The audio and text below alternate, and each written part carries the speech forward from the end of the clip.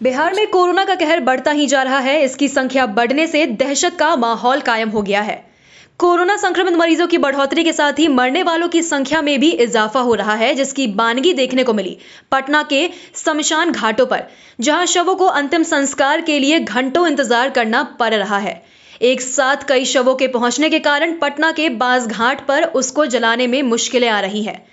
हिंदू परंपरा के अनुसार परिजन जब तक शवों का अंतिम संस्कार नहीं कर देते तब तक भूखे प्यासे रहते हैं। ऐसे में अपनी बारी के इंतजार में लोग कई घंटों तक भूखे रह रहे हैं। परिजन सुबह से शाम तक अपनी बारी का इंतजार करने को मजबूर है, जिसे देखते हुए नगर आयुक्त हिमांशु शर्मा ने व्यवस्था की है कि अब पटना बास घाट 14 गृह में अब सिर्फ कोरोना से मृत लोगों का ही दाह संस्कार होगा। अब बांस घाट पर सामान्य मौत के लिए अंतिम संस्कार नहीं होगा। सोमवार से इस पर प्रतिबंध लगा दिया गया।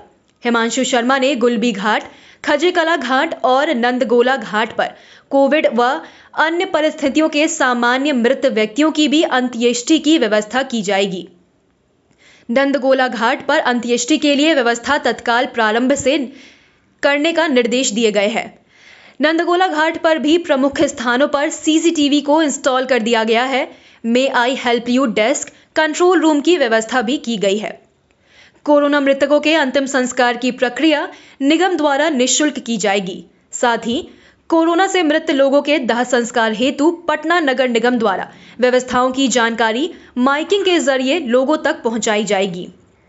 राजधानी पटना में लगातार बढ़ रहे कोरोना संक्रमण के मामले और उससे मृत्यु दर में बढ़ोतरी को देखते हुए शमशान घाटों पर लकड़ियों के दाम में भी बढ़ोतरी हो गई है। ऐसे में अब नगर निगम ने बिहार से बाहर की लकड़ियों पर अंतिम संस्कार कराने का फैसला लिया। इसके लिए सिक्किम, सिलीगुड़ी और कोलकाता से लकड़ियां मंगाई गई है, जिसमें अभी तक गुलबी घाट पर 20 टन एवं खजेकला घाट पर 250 टन लकड़ी की व्यवस्था की गई है।